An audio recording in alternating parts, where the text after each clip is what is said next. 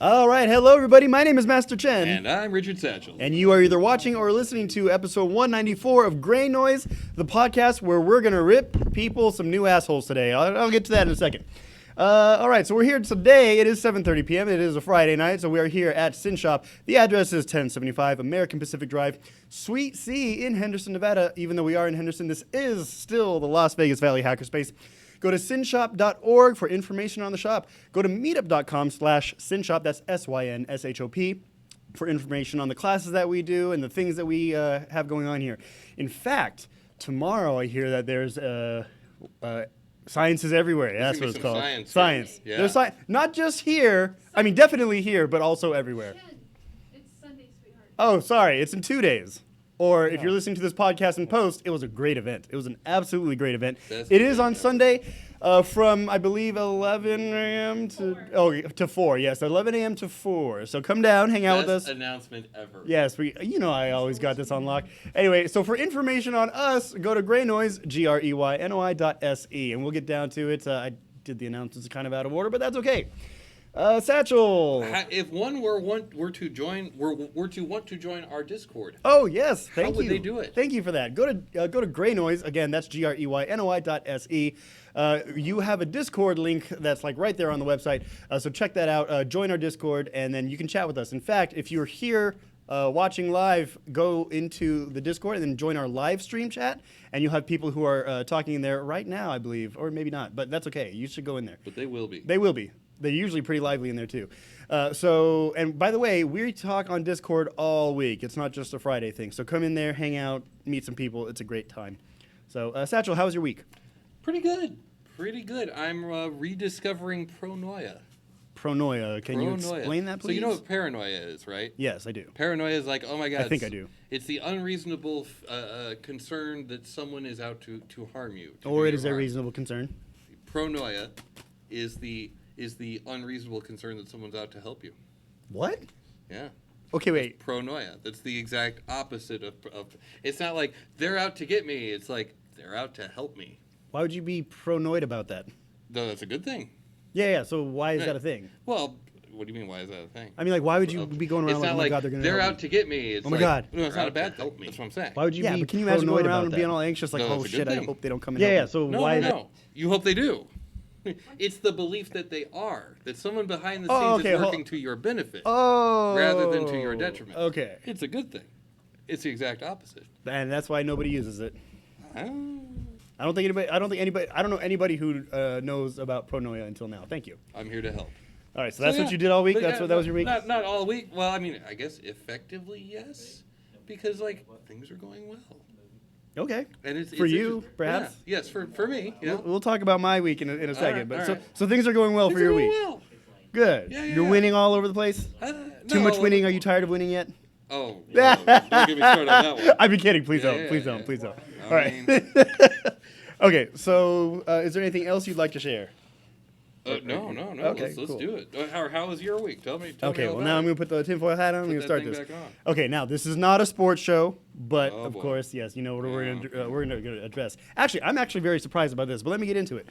So I've never been a sports fan until recently, and so in the last 2 years, I've actually been keeping up with the Knights, and I've also always been keeping up with the UFC. But of course, tonight we're going to be talking about hockey for just a split second. So, of course, the Golden Knights are no longer in the playoffs. It is neither here nor there. Am I sad about it? Of course. Am I sore about it? Not really. But that's not even what the news is. I'm very shocked, and I found this out on ESPN yesterday. Mm-hmm. The NHL actually apologized to the Golden Knights for that call that caused a 5-minute penalty. Well, that is weird. Yeah, it's very weird, very whoa. So I was kind of shocked about that. I mean, cool. They apologized. What did they say? Oops, my bad? Kind of, yeah. They said the refs should have reviewed exactly what happened before they gave a 5-minute penalty. Yeah. They didn't. So, my bad, dog, and that's it. Like they're they're not. You can't rewind it. No. Wow, that's kind of. It is. It is. I mean, it is what it is. But like, okay, the point is, I've never really been into sports until now. Like, oh my god. Yeah. And like, I think what it is about hockey is like it's fast paced and it's a lot of hitting, like martial arts. It's just you. Sure. Punch the fuck out of people. Anyway. it's interesting for me because I came from a city that had a pro football at various times, baseball, hockey. I think we had a soccer league for like 5 minutes. I don't know. But we had the whole sports team thing covered. And then I came here and there was no professional sports at all. Yeah. And I was kind of like, oh, this is nice. And now we're like, just throwing it all into the city. Here's a pro hockey team. Hey, here's a pro football team. We're bringing the Raiders. Yeah, well, I'm see, that's the thing, though. I've heard that maybe there might be a pro baseball team. I'm not excited about, that there might be. I don't know. I don't know if that's for real. But I might. They're building it. I'm not excited about any of that, really. I'm not, Well, the stadium they're building, that's for a minor league team. Is it? I have no idea. Yeah, that's for the what is it? Not the Raiders, the Aviators. By the way, just to clarify, you might notice that there's only 2 of us today. Yes, Doxy's doing Doxy things. We gave McNutt the night off because he works so damn hard for us. He does. And so Zenify is here hanging out. He is here. He's got a mic next to him, but he is producing the show. So thank you, Zenify. Yay. All right, so anyway, I don't want to make this all about sports. My point also, because this whole week thing is, how's my week? I was winning so hard, and I think I won so hard that I jinxed the team. Because Wednesday, I passed the CCENT, or the CCENT test. That's like the half of CCNA. And I was studying my ass off, but in the pre-test and the practice test, I was still getting like 67%. I was not prepared for that fucking test. In fact, I even skipped one of the simulations because I thought I'd fail. So I was like, I guess it's just time to retake this shit. And I passed. And I sat there in front of the fucking computer, and I was like, oh my God. So, yeah, yay. I'm going to look at Reddit. I already failed. Yeah, kind of. Yeah. Like, so from like almost the beginning of the test, I was like, oh my God, what the fuck? What the fuck? You know, and then at the end, when I got the test score, I passed the test, and I was just kind of sat there like, almost. Yeah. Not with actual tears in my eyes, but almost. And I was like, holy shit. Like... I've had that happen for a couple of different certifications I've taken in the last year. Really? Like oh my God, I blew that one. Oh, this sucks. This was really expensive. And then it ended up I passed. Yeah. So I think I won so hard that day that I like right from the test, I went down to my cousin's house to watch the game. They were doing so well, and then I think I jinxed it. I was like, your test scores definitely had a bearing on a hockey game that was played several miles Just away. like somebody thanking God for the wonderful stuff that sports people do. Sure. Yeah, right. It's the same shit. Anyway, that's my week. That's my week. Not bad. No, not bad at all. Yeah. So you will be noticing that I have my tinfoil hat on. This will be the last time I have this tinfoil hat on because we are cleaning house here at the shop, and I will be throwing this away. Not to worry. The person who made this hat is going to be making some more tinfoil hats for DEF CON because that's the tinfoil hat contest, and she's already got some ideas on how to make the next. She has plans. Yes. Yeah. She's been training all season long. Kind of. Go out there, give it 110%. Kind of. We still have a lot of foil, so that's what this is for. So I figured I might as well, have fun with it. All right. So now let's get into the meat and potatoes of the show. We are about to rip into a lot of things here. So the first thing I want to talk about, I don't have. You're chuckling. No. So I don't have a specific article on this particular subject, but I did see, like, as I was, scrolling through the Twitters and watching all the chatters, I saw some comments about how OSINT, or open source intelligence, is equivalent to script kiddie work. Not my words. These are not my words, okay? And so I wanted to kind of bring this to the table so that we can kind of discuss this, because I know a lot of people in here and old hosts. Actually, LabFox was on Discord a little while ago. But we are all kind of in OSINT, or we're using OSINT to, do information gathering. We do it as a hobby. Some of us do it professionally. What are your thoughts on OSINT, or open source intelligence, being equated to script kiddie work? Like, it's not that big of a deal. It doesn't take a lot of high skill. That's the consensus, not consensus, but the debate kind of that was going on Twitter. So what I'd like to know is, how are these script kiddies writing scripts to go and find this information? Is it like, I'm going to log into this certain website? Well, okay. I see what you're saying. So let's scrape the DMV for... Right. So let's back up a little bit, right? So for those who don't know, a script kiddie is not a person who like writes their own tools, but uses tools that have already been made to then gather this information, right? Sure. And so while you can use scripts for getting open source intelligence or OSINT, it's not that that's all that you're using. And Not so scripts proper. Right, not scripts proper, So right. what are they saying that they're doing, that they're putting under the banner of Script Kiddie? just that it's easy, just that it's not really. I paid $30 to go find information.com, exactly. and I go find information. Exactly. Right. So let's get it. Go ahead if you Well, want to. so my question would be like, okay, so that's one of the sources that you use, and if you stop there, then okay, I get the argument.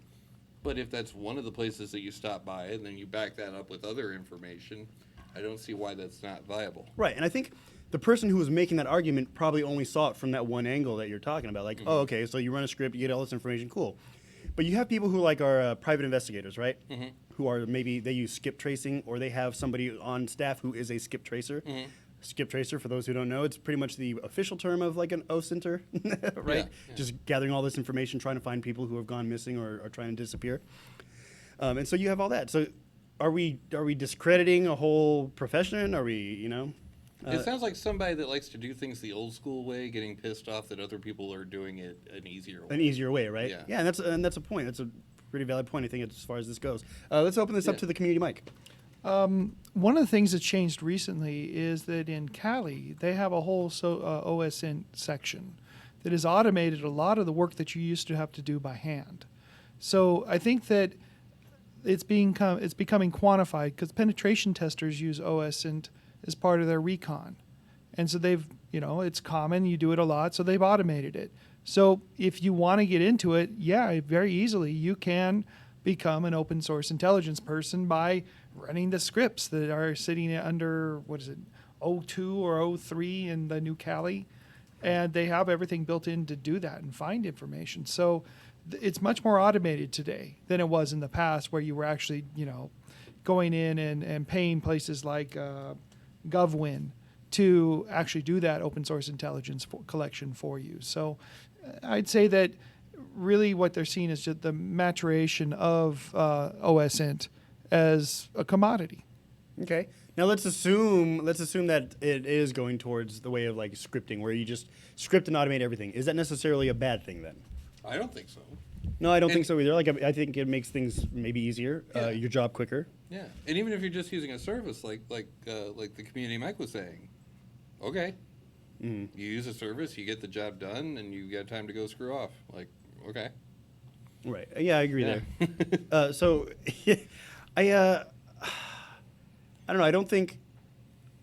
I think that you have, like you said, you have the old people who are like, that's not how we do this. This is, whatever. And I think you have the new people who are like, but it's just easy. I had a thought here while community mic was up here. Okay, so you have all these ways to scrape the data. Yeah. Do these? I don't know, because I don't actually use them. Do these programs put the data together in a meaningful way to come up with information on a particular individual? Do these scripts screen out the false positives of a match between one piece of data and the other? Does it do all that? I don't know, because I don't use these programs. The closest thing I've got to using actual scripts or programs is Maltego, which is on Kali. Yeah. And there's other things out there too, but I do the old-fashioned way. I go to like people.com. That's PIPL.com. I use, and I talk to Zenify about this every now and then. We use these things, and there is public records too, which we can get into, like the assessor's office, or right. And you just and the list goes on and on and on. A lot of places do have those online. I found a Jeep in the middle of nowhere that was buried mostly in sand, and I found like the people who owned the property. I found his kids' numbers. Was that off of the license? Like how? It was based off the property. Oh, okay. So I looked at like the GPS coordinates for that, and then Google Maps led me to the actual address, like because it had a street address. It was just buried under like 3 feet of sand. It was totally cool. But anyway, so I found it, and I found the guy, I found his kids. Yada, you yada, did yada. the legwork essentially, right? No, I mean, I made a couple of calls. It was like, but yeah, I mean, basically, yes, I did the legwork. I did the old-fashioned way. If you will. Quote unquote. Yeah. Okay, so again, and we will open up to the community mic. My question is, do these scripts make the data intelligible? You know, point A, point B. Does it scrape out the false positives, etc.? Well, I only played with it for a little bit because I just wanted to see what it was, but it had a remarkable amount of reporting and formatting tools. So I don't know if it went in and actually did validation and tried to screen out the false positives, but it did give you access to things like R and Python and other tools that you could very easily process the data. And then it came up with a nice open source presentation suite for the reporting component of it. So it was very much focused on pen test and creating those reports that you need to do in order to impress your client and get paid. So it's that I think it's the underlying drive to commoditize pen testing that they're adding in these reporting tools and this validation because it's cheaper than having somebody who's a trained pen tester to go off and do basic research and validation. Yeah. So actually, now we're finally getting to where I finally start to say, oh, okay, that's probably what the guy was pissed about. Because, you know, if someone's taken OSINT to a level where I can just download this thing and just do it, then that's kind of akin to how, like, graphic artists are always going through this thing. Oh, well, my cousin has a copy of Photoshop, so he can just go ahead and do this, you know, ad for my car wash or whatever, you know. Yeah, it's almost like the old Satan tool. Remember? I never heard of that one, actually. You never heard of Satan? Not Satan. I mean, Oh my gosh. Oh my That's God. like- Oh my God! Sorry. you haven't heard. Oh, man. My bad. What's Satan? Satan was one of the first vulnerability scanners that ever was out there. It was from the mid 90s. It was also called Santa after people complained that it was Satan. Actually, okay. So now I'm starting to. I never used the tool, but I'm starting to kind of put two and two together. I remember something like this. So it's in a very similar state where somebody sat down and put all these scripts together and had a nice tool that allows you to scan a system for vulnerabilities. Yeah, I mean, like, does this type of attitude detract from an idea of just, hey, we got all these nice tools, let's put them together in a toolbox, one easy central location of just. It does if you're getting paid to do that. And so that's probably what's happening is somebody is like, hey, you know, I learned how to do this. I got it. Mine's better. And you should pay me $70, $80, $100 an hour to do this. Well, why did I do that? I just go download Kali and, you know, spend a little bit of effort with some intern and I've got the same quality report. Yeah. So Yeah. it's the, you know, you're not doing it right. So it's like, yeah. Back in my day. Well, yeah, I see it as that's the place where you start getting information, not the place where you finish. Yeah, I would agree there. You know what I mean? Like, knock the big hunks off with the automated stuff, and then And then follow these rabbit holes down They- to wherever they lead. Exactly, yeah. Right. Yeah, like, I don't know. I mean, I guess that's pretty much our opinion on it. Yeah, was that the point that the author was trying to make with that? No, this wasn't. Oh, This, that is was just, a- this is a Twitter chatter. No, we're about to get Oh. into this article. Oh, I want to okay, spend okay. some time on this article. Got it. No, but the idea, the conversation was just, you know, is it script kiddie work? And if it is script kiddie work, is that necessarily a bad thing? I mean, it's a tool that you can use to further your job. Yeah. Now, you know what I mean? Like, you can use a hammer to build a church or kill the people that go there. You know, it's a tool. It's what you use with it. It's what you do with that tool that matters. Interesting point. You know what I mean? Interesting point. So, okay.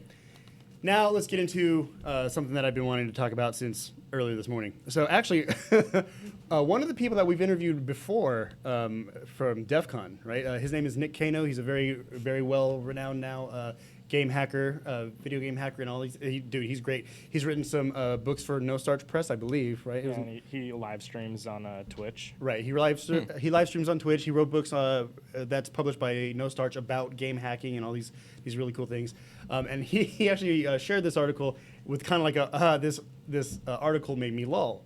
You know, and so I was looking at the article. I was like, oh yeah. And so I tweeted back at him, like I retweeted at him, and I was like, yeah, I'm gonna rip this one a new asshole tonight. And you know what? Now that I think about it, this is probably the kind of chatter or the type of conversation that this particular author wants to have, because it's very, very run of the mill. It's very, I don't know. It's very 5 years ago as far as like a quality of. Oh, make sure your kids aren't hacking. So let me just introduce the article and let's go into this. Okay. So the name of the article, and by the way, this is This is on makeuseof.com. I'll have the link down in the live stream in just a second.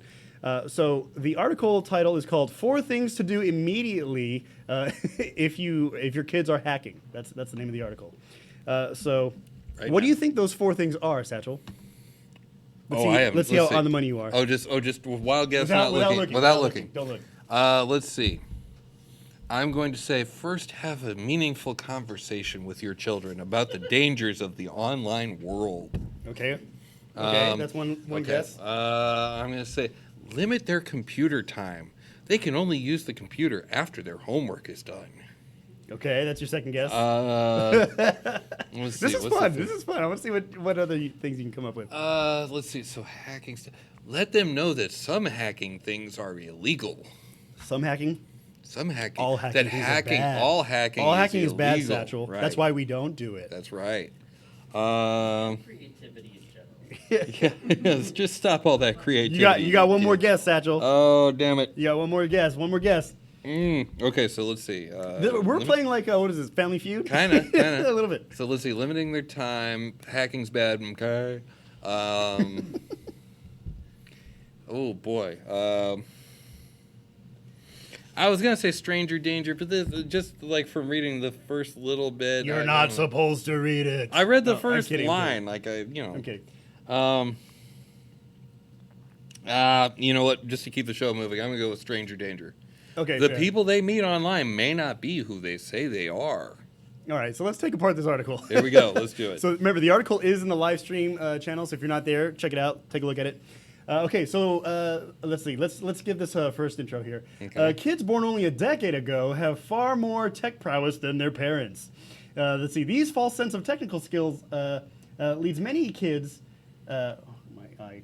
Sorry. Many kids to infect their parents' home computers and devices with malicious software. Do you think that's really how you get malicious software? Is your kids? No, it's you're watching porn, and you're watching porn improperly. Okay, that's how you do it. Right? Am I wrong? Yeah, no, you're well. So it's a combination, though. Like, yes, you most likely have that exactly what you just said. But in addition to that, though, a lot of times, I know when I very, very first started, getting wares. When I first started, softwares. when I first started, it was on 14.4 modem, and I knew who I was getting it from. But I'm totally dating myself there. No one cares. But like once like Napster and Kazaa and all that shit came in, like, oh, Duke Nukem, yes, I would love to download that, please.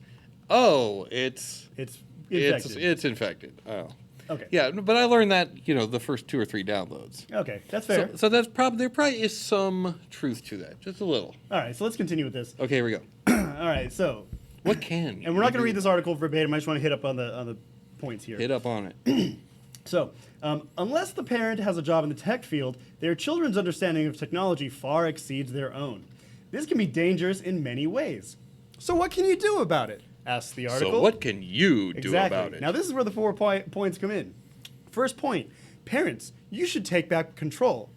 You should install parental monitoring software on your computer because, you're not technically inclined and yet they still expect you to install software of that nature. And, of course, administer it. So here's what's fun.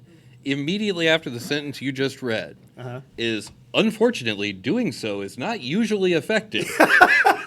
Since anyone with a rudimentary knowledge of basic hacking tools can bypass parental monitoring software. Actually, okay, so this brings me back to my younger days. So, maybe I should save this towards the end because I do have a diatribe, I guess, on this subject.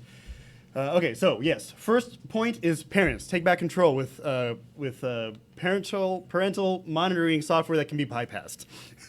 So that thing right there, the bypass parental monitoring software. I noticed it was a link in the thing. I clicked it. 7 ways your children might bypass parental control software. You fucking morons! What the fuck is wrong with you? Okay, so if I was a hacker kid and I was like, let's say 10 years old or whatever, and I came across this article, I'm like, oh shit, my parents are going to install software monitoring that tells them that I'm hacking. What should I do about it? Click on the link. 7 ways to bypass it. Oh, Got it. done. Uber elite hacker. All right, the next one. All right, here we go. All right, the dangers of raising a script kiddie. The rise of hacking Movements like Anonymous and countless movies and TV shows glorify computer hacking and gives rise to the popularity of hacking among children and teens. For kids who've been nursed on iPads, this is especially true. Man, iPad's got a lot more advanced. I didn't realize that. I don't ever want to hack on an iPad with my thumbs or my. I don't want to nurse on one, that's for sure. Yeah, where would you suck on the? I know. Yeah, I bet you. Where would you suck on the teat of an iPad? That's my question. There's probably probably an app for that. That's a valid question if you're saying that you were nursed. We're nursed on the iPads here. On the teat. Yeah. On the teat of Jobs. Jobs teat. All right, so we move forward. Yes, we move forward. Okay, so how your child's hacking can impact you. Okay, now before I get into this, what is your guess? How can it impact you, Satchel? How can how can your child's my child? How can all of your child's my chillins? How can all of your child's hacking impact you? If they get into your bank account, if they get into your email, if they get into send fuck you to your boss, if shit like that. I don't know. That's what I got. What do you got? Yeah, it's kind of there. Huh? Can't hear you, but yes. Yeah, yes, I watched Hackers. We watched Hackers. All right. So the next one, or not next one. This is a subtitle on this one. Pirated or free software Trojans is in parentheses. So just because your software is pirated, it automatically means that it's a Trojan or malware or viruses. Well, actually, having a child interested in hacking increases the odds of getting infected with a Trojan horse application. Apply Trojan horse directly to the forehead. Wow, that's talk about a throwback meme. Good job, Satchel. I'll give you that one. I'll give you that one. I'm here to help. All right, another subpoint on this little title here is the dark web. What do you think is in the dark web, Satchel? I actually know it's in the dark web. I mean, it's just not in. Why don't you take a stab at it? Because we're criminals. We take stabs at things. Drugs, crime. Yes, exactly. So bad things. Watch out, because your kids are on the dark web watching all of the child porn. All of it. Wait, to them, wouldn't it just be porn? Oh, yeah. Well, yeah. I'm joking. That's still going to go badly. Yeah, no, it's going to go. Absolutely. No, don't do it. Yes. Okay, so now we get to the 4 points of what you can do about it. Okay, so now we're numbered. How can you take back control? Again, in parentheses for parents. Because, of course, if the kids took back control, then they'd still be hacking, right? Pretty much. Okay, number 1. Lock down your router. Because you have no technical advice, we're going to expect you to lock down your router. Yep, that's great. I hope you're more technically savvy than your kids. Oh, there's a guide to securing your router. Don't worry, your kids won't read it. Your kids won't read it, and you won't understand it. Yeah, so exactly. Yeah. Good luck with that one. Yep. All right. 2, lock down your devices, such as your mobile devices, your iPhones, your iPads, your Android devices, everything. Lock it all down. Lock it down. Like how? Well, that's the thing.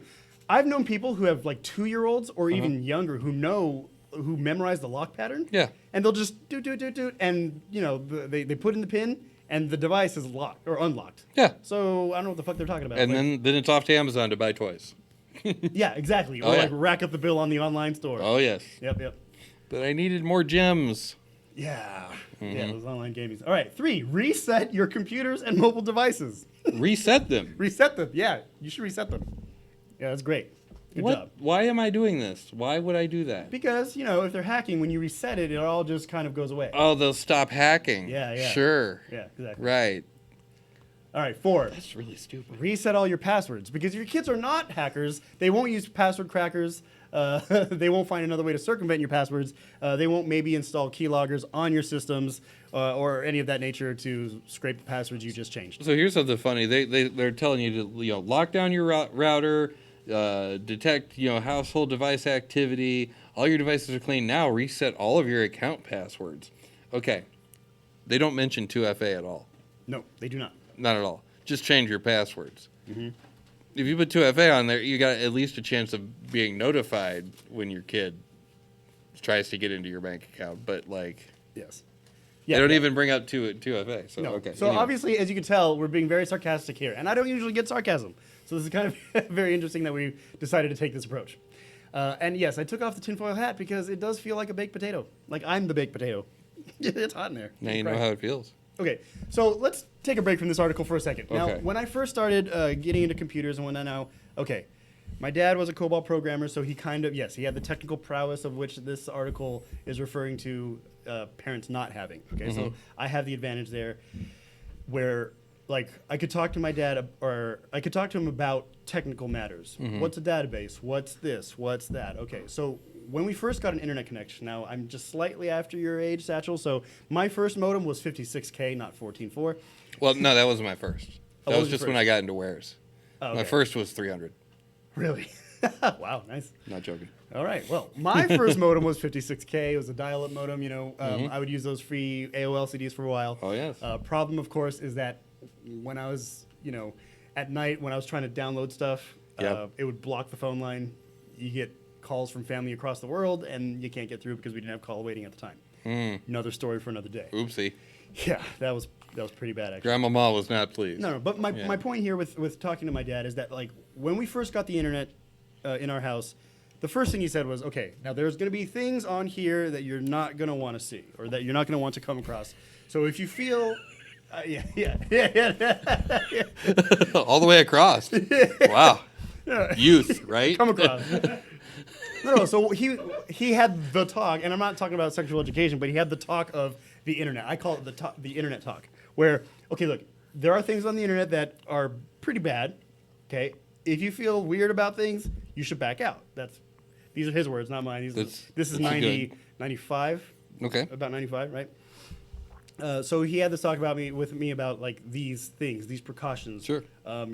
Remember that you're not the only one using this computer, so watch out what is going on here, what you put on here. That's another talking point. And then, and as we have this conversation, I'm going to be thinking about more things that he would tell me. But Sure. my point is, and what I've always said is, education is the security patch. Education is the proper way to do things and address things. And so this article I felt was very misplaced and way off the mark. But of course, I understand that that's coming from a technical person with a technical background, with technical parents. Yeah. I get that part. Right. But you can't expect this article, or this article can't expect anybody who is not of my upbringing to be all like, oh, just install this router, just do this, just do that, type this in, this would be great. Yeah, he'll be fine. So when I read this article, I got really livid about it. So let's open this up to Community Mike. I'm not a child psychologist, but if you think of everything that articles say, well, first let's take the first one. All the shit that this person's recommending, you should be fucking doing anyway. Securing a router, password, just typical OPSEC, right? Right. Number But two, they don't know that. but they don't know that, right? Number two, if you have a problem with a kid, I think you have more problems, right? Because I think if you do have a good relationship with your kid, you'd be able to foster and notice their talents and be able to guide them in the proper proper way. Yeah. Right. Versus saying, holy fuck, I've got to stop my kid from doing X, Y, Z. Because kids, if you remember, and I was a curious kid too, that's why we're here. When you have time in your hands because mommy and daddy's gone, it's like you're just going to fucking try shit, right? Yeah. You're curious. And that's just your innate sense of, what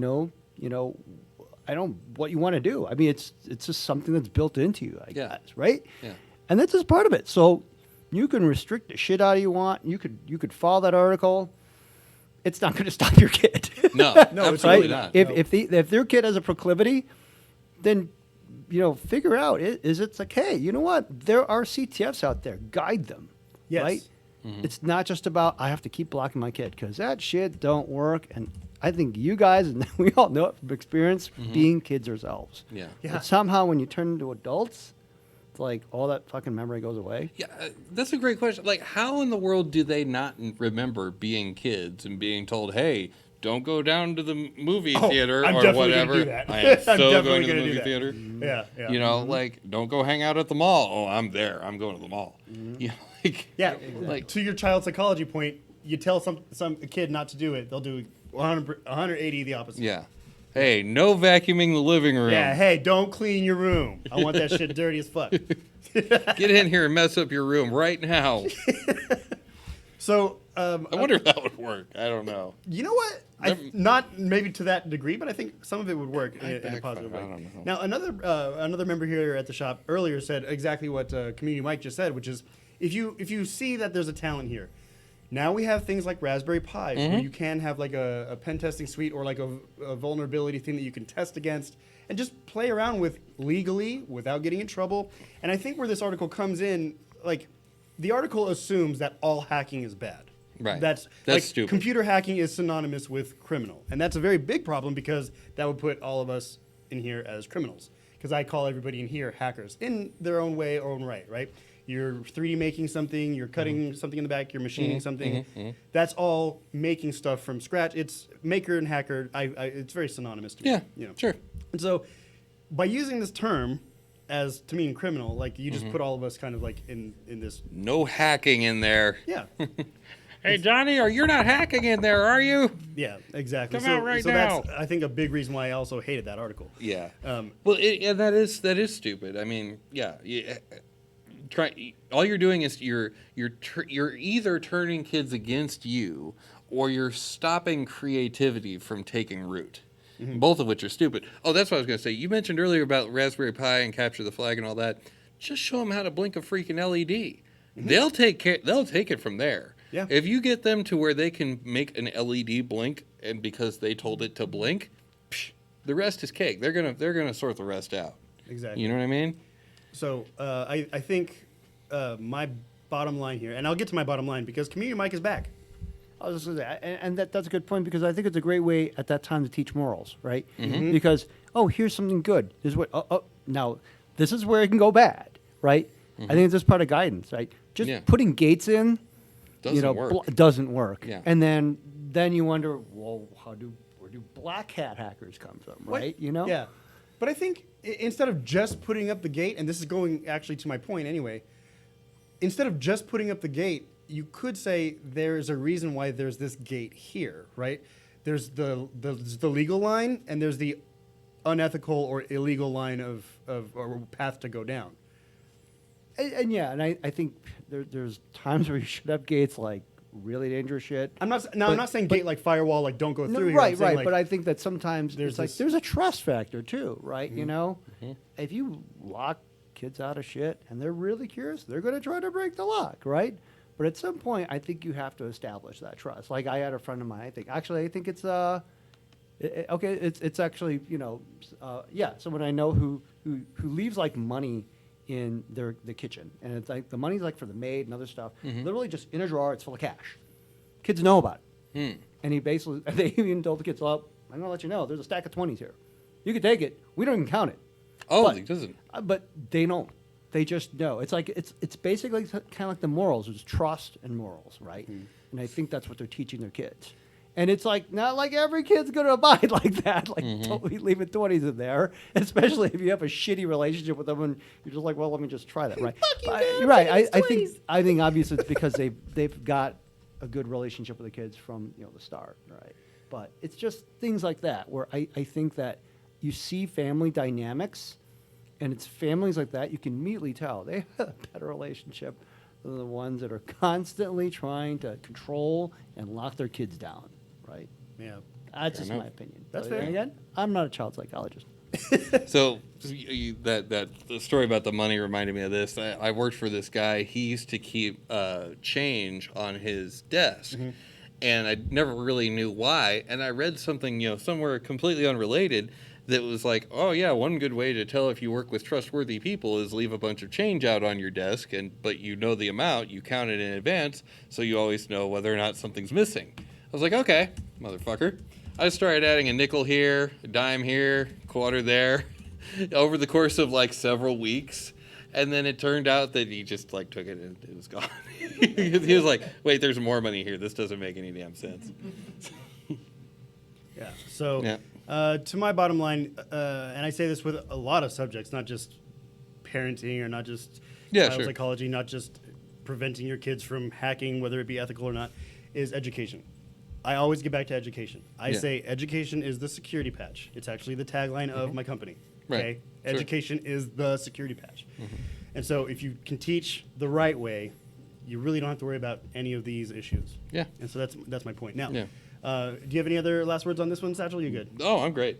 Okay, so the next thing I want to talk about is, and it's kind of funny that Doxy's not here because I just remembered this one. It's all about cheese. No, I wish. It's his second best thing, RTFM, actually. Oh, boy. Okay. No, Bring it on. So I was talking to a coworker of mine, and we were talking about RTFM and, read the fucking manual, right? Like, what the fuck? Why would you do that? Or not why would you do that, but, so Doxy's whole point is whenever he has a question and he asks somebody who's quote-unquote elite or elitist, they're like, go read the fucking manual, kid, Yeah, basically. And so my coworker and I were talking, and they're like, why don't you, like, I was stuck at this spot in what I was working on, and they're like, well, have you read the manual? Why don't you, like, I don't get so offended when somebody tells me to RTFM. Okay. Okay. So I was like, well, here, and I was thinking about this. I was like, well, I actually read this tutorial, and I don't know if it's just the Chen factor, but sometimes I feel like tutorials and maybe some manuals are written with an assumption that you kind of already know how the system is put together, right? So, like, I did all the things that you told me to do, but what you didn't tell me to do, or what you didn't advise, is that, like, oh, there's this variable or this parameter that's missing that needs to be set. Sometimes it's set in the system, sometimes it's not. I didn't see that in the tutorial, and so maybe I find another article that says, oh, did you check that? Okay.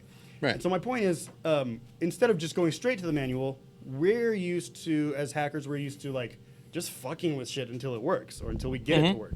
Right. But what I found to be most successful is actually, you have the article or you have the tutorial or you have the manual up and running while you're playing with shit. Oh, I hit a wall here.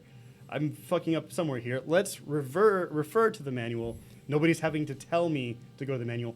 And so what I'm saying here is I kind of have that RTFM mentality and the just fucking with shit, like, in tandem. Like, in parallel, they're both there at the same time. Okay. So that was not really a big talking point. I just want to say, and it's funny okay. because Doxy's never here when I bring it up. So, I don't know. Personally, I'm trying to get to a resolution as quick as I can, but then at the same time, other people are trying to do shit too.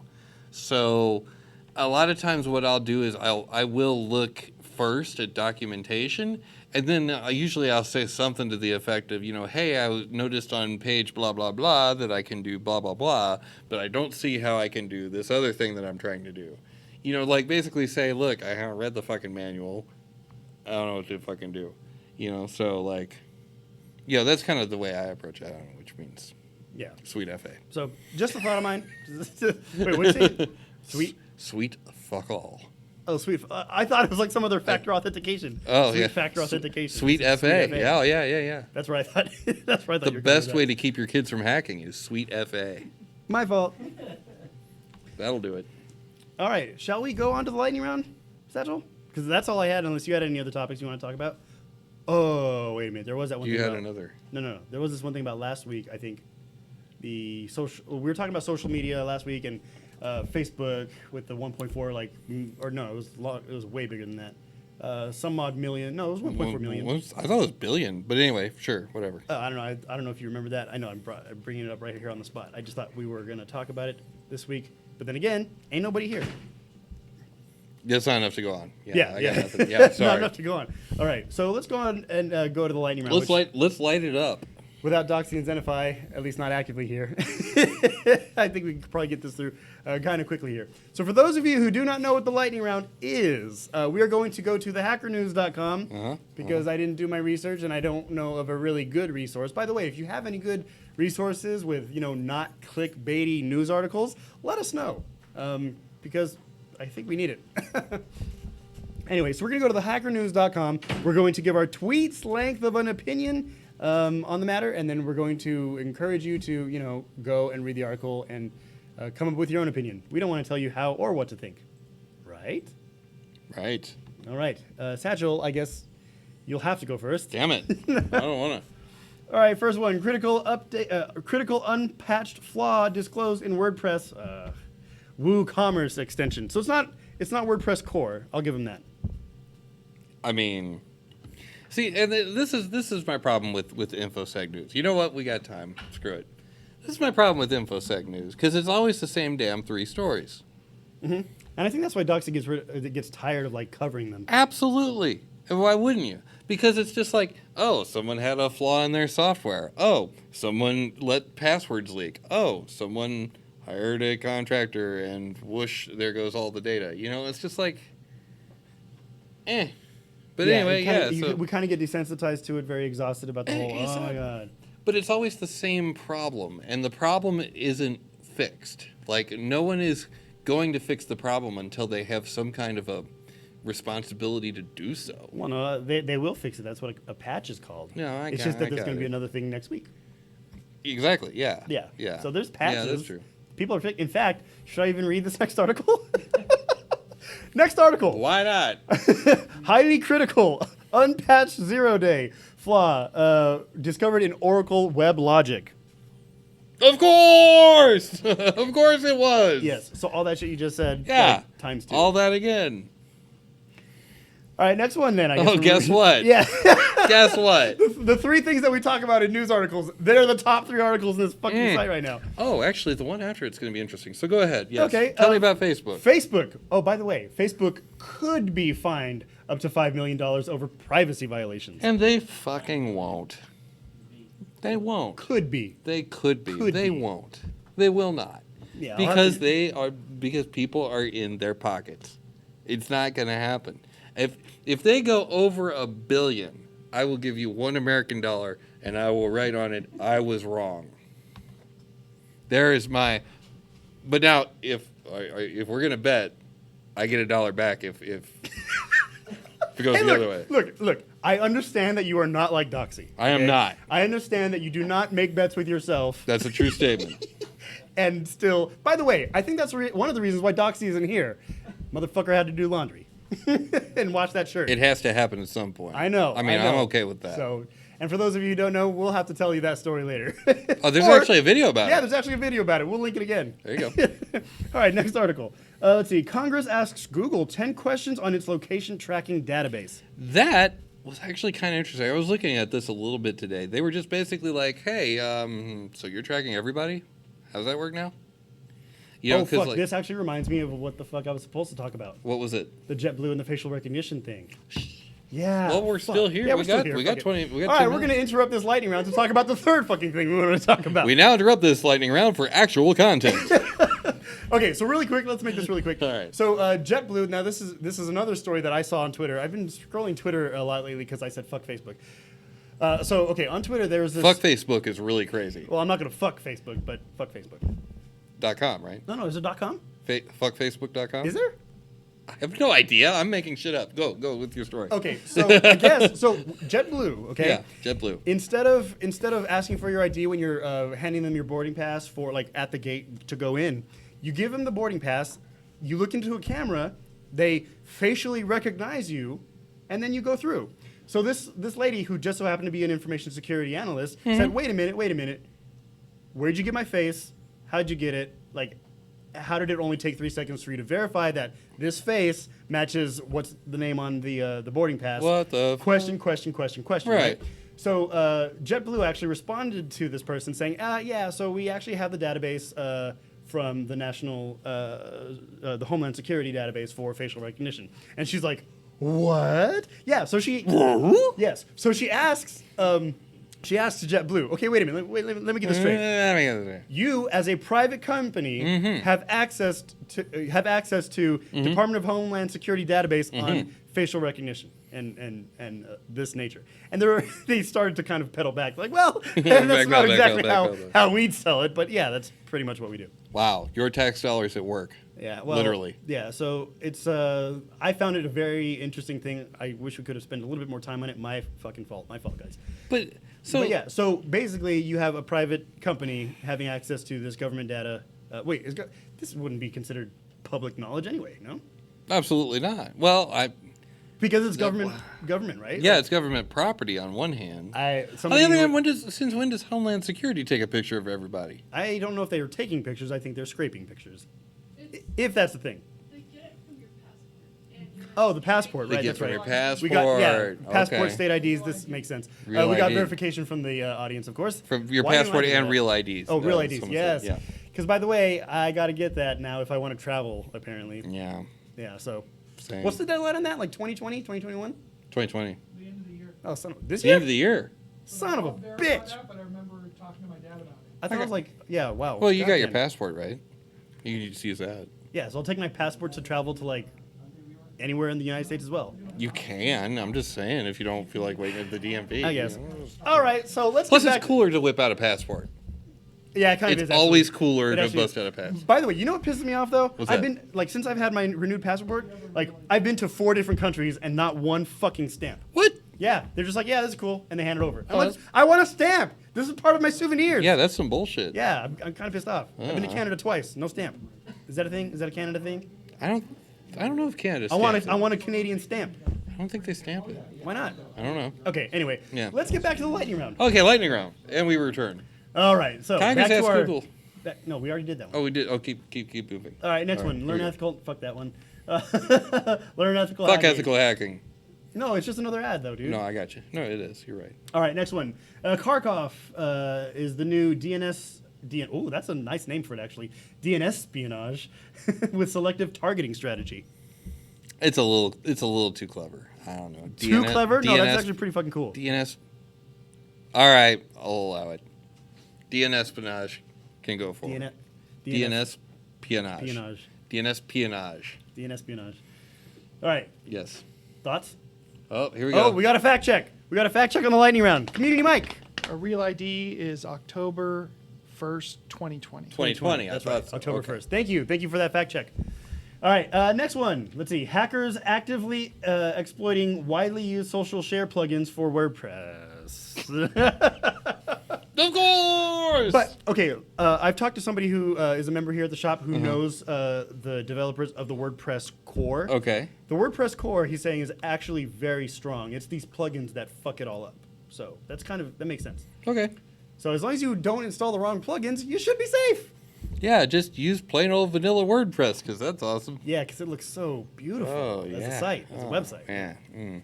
So, all right, guys. Well, that does bring us to the end of the lightning round, which we are short-staffed today, but we've run out of time. Never, even with a short staff, we've never run out of shit to say.